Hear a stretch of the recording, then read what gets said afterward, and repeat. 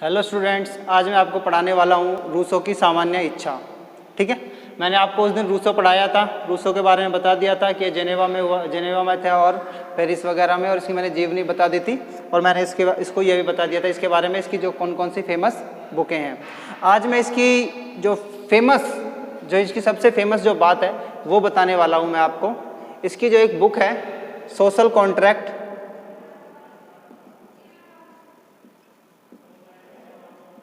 Social contract मैंने आपको बताया था, जिसको हम हिंदी में कहते हैं सामाजिक समझौता। ठीक है, सामाजिक समझौता एक बुक है। उसमें इसने सामाजिक समझौते का वर्णन किया है। किसका? सामाजिक समझौते का वर्णन किया है। ये इस सामाजिक समझौते की पृष्ठभूमि को बताता है। उसमें एक सबसे पहले कहता है कि व्यक्ति प्राकृतिक अवस्था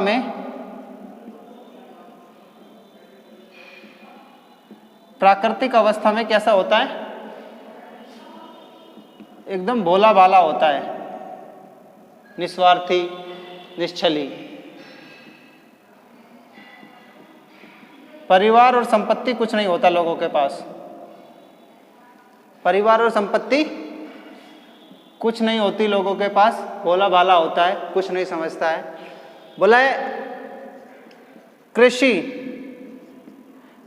का क्या होता है? विकास होता है, कृषि का जन्म होता है, कृषि का उदय होता है, यह हम कह सकते हैं।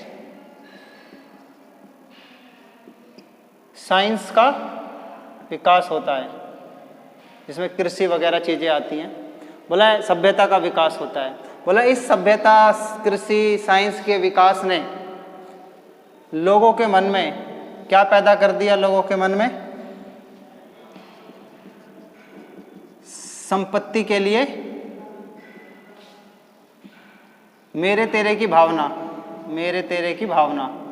यानी कि लोग स्वार्थी हो गए। पहले स्वार्थी नहीं थे क्योंकि संपत्ति और परिवार नहीं था। अब परिवार और संपत्ति दोनों बन गए तो लोगों के अंदर मेरे तेरे की भावना आ गई। यानी कि इंसान कैसा हो गया? भोला भाला से कैसा हो गया? अब स्वार्थी बन गया और आपस में लड़ने झगड़ने लगा और उसका जीवन बहुत कष्टदायक हो गया। अब इस कष्टदायक पूर्ण जीवन को सही करने के लिए वह क्या कहता है कि हमें इसी सिचुएशन में आना होगा, भोला भाला। हमें भोला भाला वाली सिचुएशन में आना होगा, यानी कि प्राकृतिक अवस्था में आना होगा। क्या ये संभव है?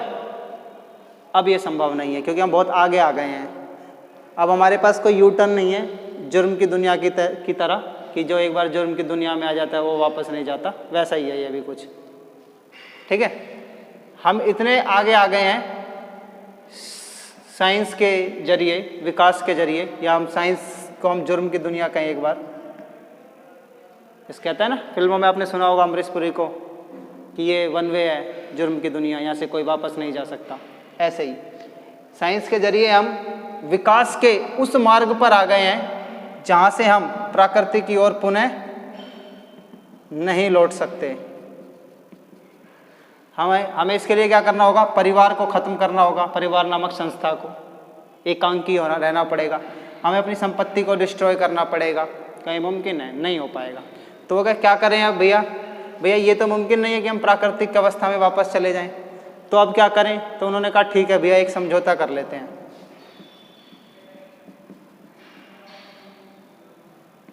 और समझौता करके क्या कहते हैं? समझौता करके ये कहते हैं कि भैया हम अपने सारे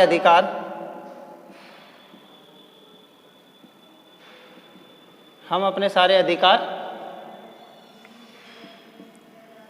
किसी एक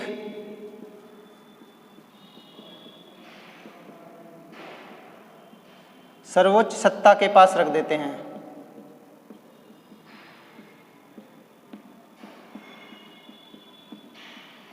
किसी एक सर्वोच्च सत्ता को सौंप देते हैं। ठीक है, अब वो कहता है कि किसको सौंपेंगे? तो यहां पर कॉन्सेप्ट आता है किसका निकल के? जनरल विल का, जनरल विल मतलब सामान्य इच्छा, जनरल विल मतलब सामान्य इच्छा, रूसो की सामान्य इच्छा। दूसरे शब्दों में हम कहें रूसो की सामान्य इच्छा का मतलब है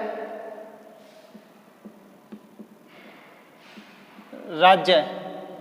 रूसो की सामान्य इच्छा का मतलब किससे है? राज्य से। वो कहता है कि रूसो की सामान्य इच्छा का निर्माण कैसे होता है, वो सामान्य इच्छा होती क्या है और इसका निर्माण कैसे होता है, वो इसके बारे में बताता है कि देखिए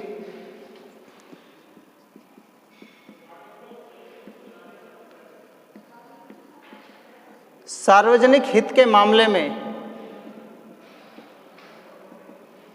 सार्वजनिक हित मतलब लोग जब पब्लिक की भलाई के बारे में जब सोचते हैं तो इंसान दो तरीके से सोचता है। पहला,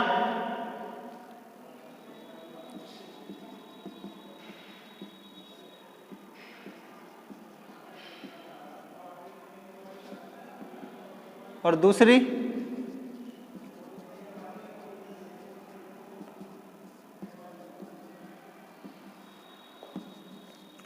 यथार्थ इच्छा। देखिए यथार्थ इच्छा प्रत्येक व्यक्ति की वह इच्छा है जो उसे स्वार्थी बनाती है, यानी कि प्रत्येक व्यक्ति की वह इच्छा जो उसे अपने बारे में सोचने के लिए उत्सुक करती है, वह उसकी स्वार्थी इच्छा होती है, यानी कि उसे उसकी यथार्थ इच्छा होती है और उससे व्यक्ति क्या बनता है? स्वार्थी बनता है। ठीक है। और आदर्श इच्छा क्या होती है? बोला आदर्श इच्छा वो होती है हर व्यक्ति की वो इच्छा जो परमार्थ के कार्य करती है या कार्य करने के लिए प्रेरित करती है। ठीक है। तो वो कहता है कि प्रत्येक व्यक्ति के भीतर दो प्रकार की इच्छाएं होती हैं, ऐसा वो समझाने के लिए कहता है कि एक यथार्थ इच्छा जो उसे स्वार्थी बनाती है मनुष्य को, दूसरी आदर्श इच्छा जो व्यक्ति को परमार्थ बनाती है। वो कहता है कि जब व्यक्ति समझौता करने आते हैं तो अपने भीतर की इस यथार्थ इच्छा को मार देते हैं या एक दूसरे की इच्छा को मार देते हैं। मैं दूसरे व्यक्ति की स्वार्थी इच्छा को दबा दूंगा, काट दूंगा, वो मेरी को काट देगा। तो वो कहता है इस प्रकार एक दूसरे की स्वार्थी इच्छा को व्यक्ति मार देते हैं। तो उनके अंदर जब आदर्श इच्छा बनती है, किस टाइम पे? जब ये समझौता होता है। और इस समझौते से क्या बनती है?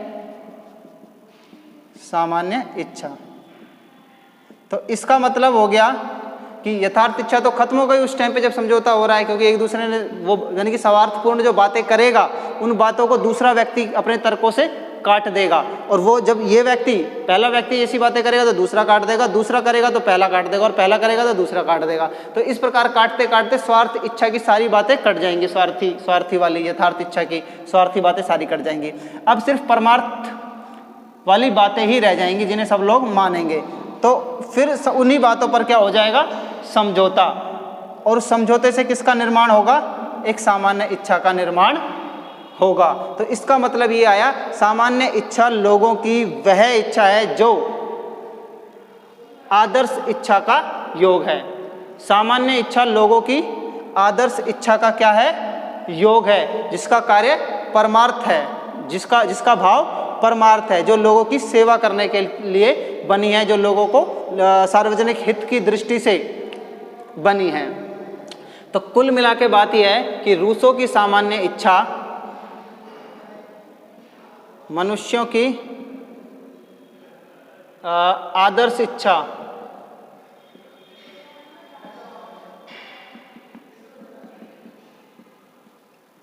योग है। सामान्य इच्छा क्या है? आदर्श इच्छा का योग। सामान्य इच्छा आदर्श इच्छा का योग है। अब वह कहता है कि इस इच्छा को ना तो किसी को दिया जा सकता है, क्योंकि ये सिर्फ इसे राज्य भी एक्चुअली इसका असली मतलब होता है राज्य। एक तरीके से इसका मतलब हो गया राज्य। तो राज्य ना तो बंट सकता है, ना ही अपनी शक्ति किसी को दे सकता है, और इसकी बात सभी को मानना अनिवार्य है। सामान्य इच्छा की बात सबको मानना अनिवार्य है, यानी कि वह कहता है राज्य की बात सभी को मानना अनिवार्य है। क्योंकि वह सामान्य इच्छा, उसकी सामान्य इच्छा का मतलब क्या है, एक्चुअली राज्य ही है। तो सामान्य इच्छा जो बात कहती है वो हर किसी को माननी पड़ेगी। क्यों माननी पड़ेगी? क्योंकि सामान्य इच्छा मिलकर बनती है आदर्श इच्छा से, और आदर्श इच्छा हमेशा वो डिसीजन लेती है जो लोगों की भलाई के लिए हो, परमार्थ के लिए हो, और स्वार्थी नहीं होती। और जो दूसरी इच्छाएं होती हैं, स्वार्थी इच्छाएं होती हैं, वो इसकी बात को मानने से मना कर सकती हैं, लेकिन ऐसा जब वो करेगा तो उसे दंडित किया जाएगा। क्यों? क्योंकि वह स्वार्थ की इच्छा के परिणाम स्वरूप सामान्य इच्छा की बात को मानने से मना करेगा। जब ऐसा कोई व्यक्ति मना करेगा तो उसे दंडित किया जाएगा। इसलिए वह कहता है कि आदर्श इच्छा के योग से बनी हुई सामान्य इच्छा की बातों को मानना प्रत्येक के लिए अनिवार्य है। यह है रूसो की सामान्य इच्छा का सिद्धांत। ठीक है, ओके, थैंक यू।